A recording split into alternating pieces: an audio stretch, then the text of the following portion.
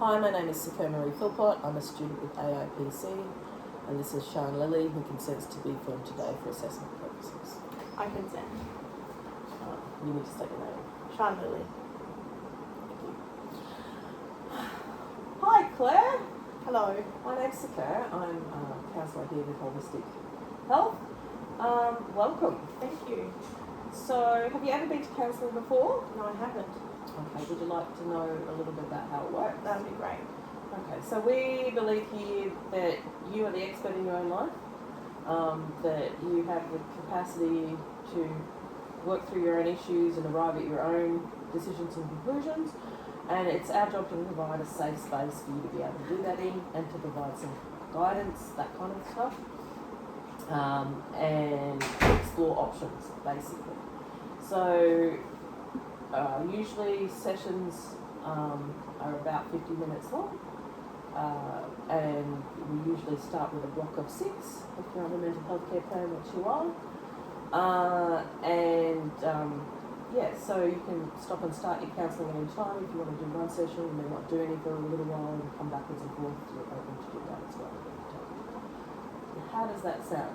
Sounds fine. Yes. Okay, all right. So before we get started, to help us be able to work together safely and transparently, there's just some things that I need to share with you. Are you okay moving forward on that basis? Okay. Yeah. Okay, cool. So, first of all, everything we say here is confidential. I don't share it with other counsellors, other people outside of this space.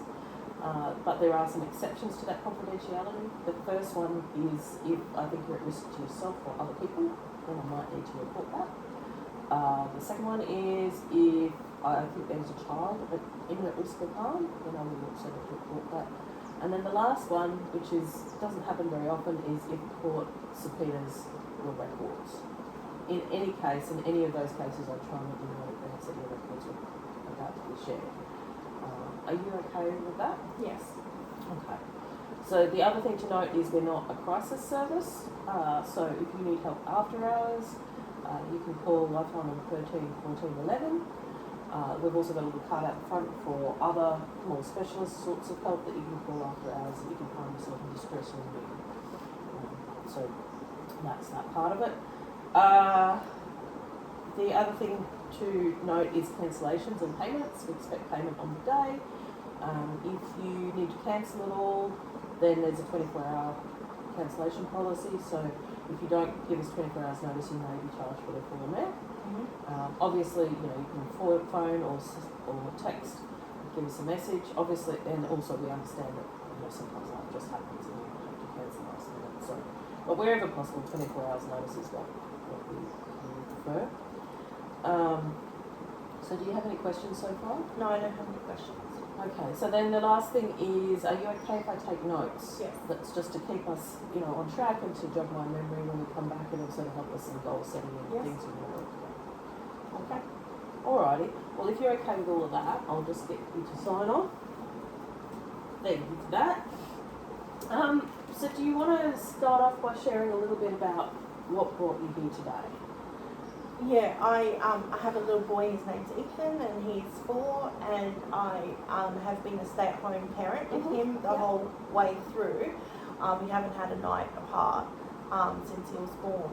And I am an accountant. Okay. And I've been off work for that amount of time, and I'm thinking about going back to work. I've been asked to go back to work, and my husband and I have been discussing me going back to work and Ethan going into daycare, Okay, so normally our sessions are about 50 minutes long, but today we've only got about 20 minutes. So what is it that you exactly want to focus on today? Yeah, the decision of going, whether or not I want to go back to work. Okay, all right. So do you want to continue to explain to me about, how you got to this point? You said that Ethan is it Ethan? Yes. Ethan. Yeah, he's 4. And I'm just curious about what sort of brought you to this point of looking at making a decision about whether or not. Yeah, so there's a few things. I need to go back to work for to keep my accreditation up, or I'll have to do more study.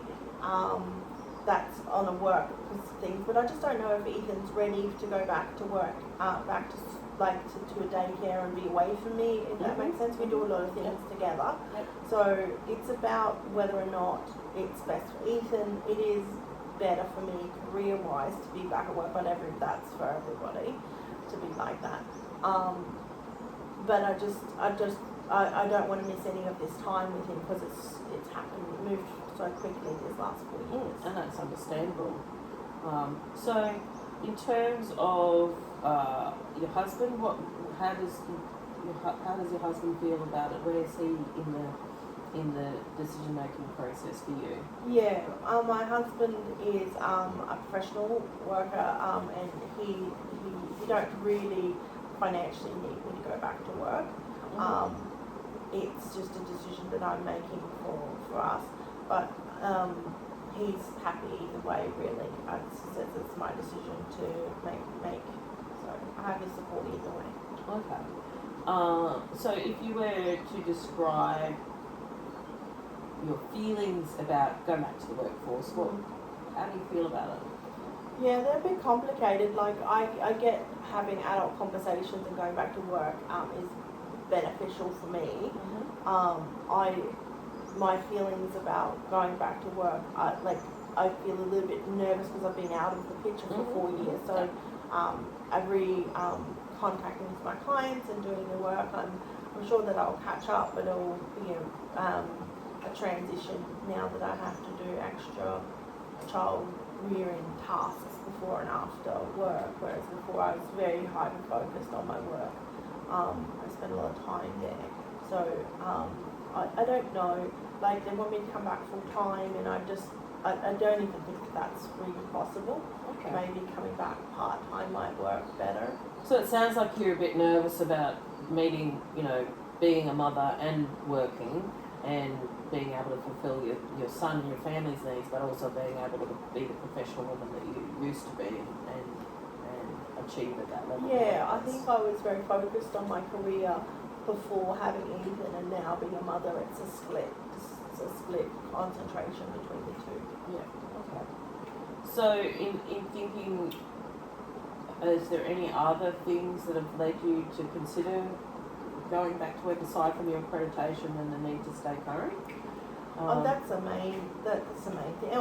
Ethan will be in school next year, so I have a friend who we used to meet up a lot together with our kids, and she's gone back to work, and her son is in same age as Ethan, and they've gone to daycare, and there's a spot opened up in that daycare for Ethan, and I have to make a decision pretty quickly if he's going to go or not. So I've gone and had a look there, but you don't know about daycares. There's a lot on the news about them. And that's concern. So there's a little bit of pressure there to make a decision because you need to take up a spot. Would that be the case? Like you feel a little bit of pressure to make a decision? I have to make a decision in the next couple of days. Yeah, okay. And how's your friend and her son? Is it son? Yeah. Found going back to work. How have they found that? Yeah, there's been some challenges to it. When he's sick, he can't be in the daycare, so you have to be at home. There's frustrations around those little things, finding childcare outside of that. And I suppose I could ask my mum to help out, but I don't want to because she hasn't helped out with Ethan in the past, really, because I've always been present. And they've done okay. She likes it. She's a different work situation than myself. So I just look at it from the point of view whether or not it's best for Ethan at this stage if he goes back. So what I'm wondering is that if there's, like, in terms of you being ready to make a decision about going to work, I think it feels to me like the dilemma you have is between the emotional and the logical, practical considerations. Yes. So if we were just looking at, on a scale of 1 to 10, how emotionally okay you are with the decision to go back to work, where would you be sitting between? Probably a 3 or 4. Right, okay. And from a practical viewpoint and a logical viewpoint, where would you be sitting? A 7 or 8. Okay, so let's have a look at the emotional considerations in terms of practically it feels like that, you know, you've considered everything and you can safely make the decision and feel comfortable make the decision. But emotionally, what's going on there for you?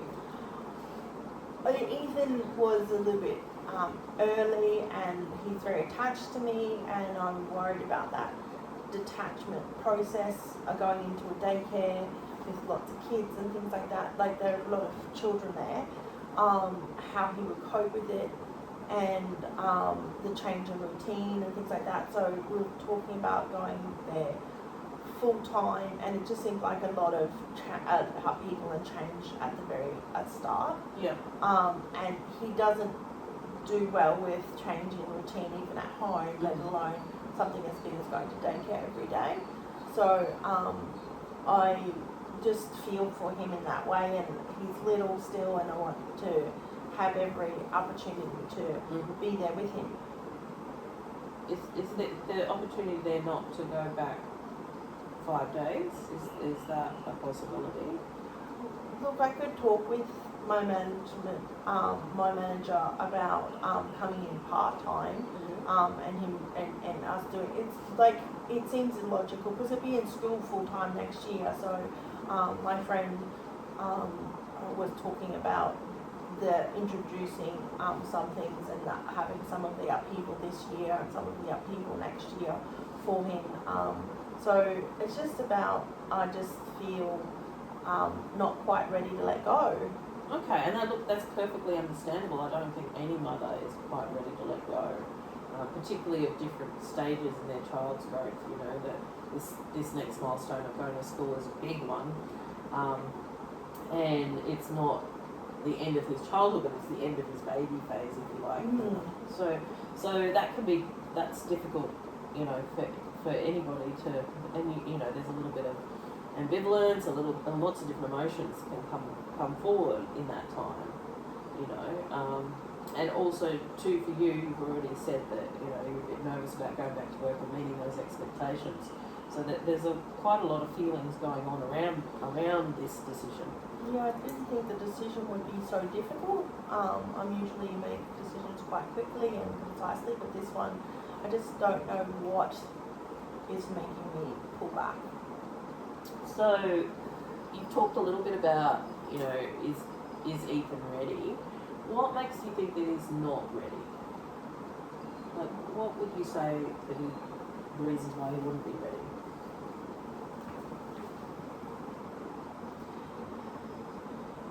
Ethan's just a shy kid. It takes a bit to get used to different people and things like that. And when I went to daycare, it was pretty chaotic. So I don't know how he'll go with lots of little kids and the noise and stuff like that, because he's an only child, right? So he lives just with me during the day, and then we have he settles quite well. I think that it's just a perception that he is a little bit more considered what he does before he does things, and it's very structured, and we have a very play-based learning style environment that we've created at home, and we go out to outings and do those sorts of things. So that's going to change for him, and I feel like it's a change that I'm making, not for me, not making a change for him. I see. Well, I mean, it might be that you're making a change for both of you. I mean, you said that your friend has mentioned that because next year will be, you know, starting school, they have to go 5 days a week, that maybe some changes now will help him transition to school. Does that sound? Yeah, that's sort of where my thinking is heading towards, that we're going to be going through this transition, whether I'm ready or not. Yeah. School is coming. Is there anything that you can think of that would make you feel more comfortable with helping him to transition? If you were to go back to work, is there anything that you can think of that would maybe make it easier for both you and him to negotiate?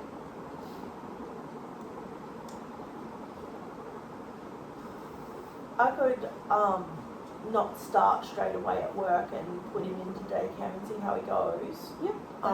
That sounds like a pretty reasonable idea. And do a couple of days, so we can do some short days. Yep. Do they allow that sort of thing? I think they would. I think we just need to depend on the childcare and have a discussion with them. So in terms of, like, we've just talked about through those things, how comfortable emotionally now, where are you sitting emotionally about that decision to go back to work? For you and for Ethan?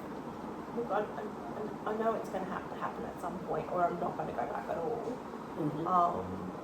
And for me personally, I don't think I can just be a stay-at-home mum the whole way through. Yeah. I want to, like, I've thought about it a lot, and I don't think that that's the best example of parenting that I want to do for Ethan, is to be only at home with his dad, only working. I think it is different for him relating of what women's rights and so you want to be a role model to your son, to show that, you know, mothers can work too, but also be, you know, also provide for their families. And that's a great attitude to have. Emotionally, it's just an unknownness. It's just uncomfortable, the unknownness of how he's going to behave.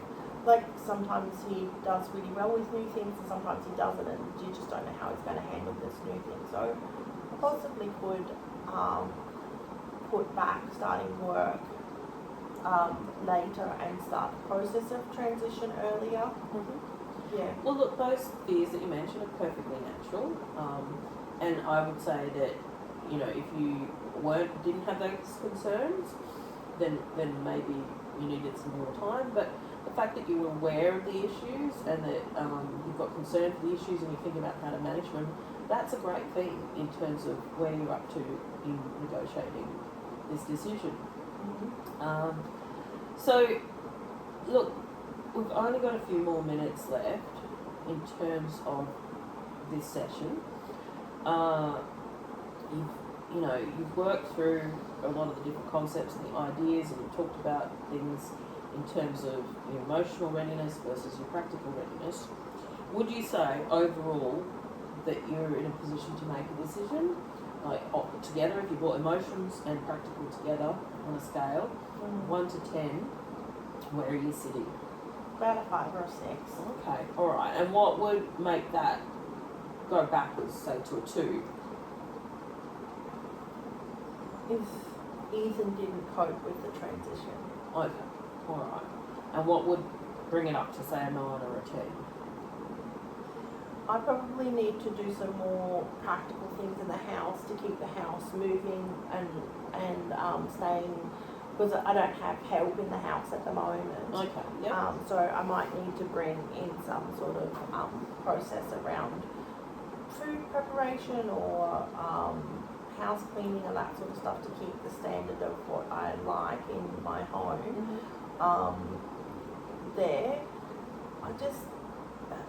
The unknownness of how he's going to respond is the biggest challenge. I haven't even spoken to Ethan about it yet, like about going to daycare and stuff, so I haven't really had that. It's just been a conversation in my head and a conversation with my husband. And my husband's just like, you do what you think is best, so it's not really a conversation at this point. But it's just really been my struggle. Okay, well, it sounds like you're in a position to make the decision. You just need to make the decision.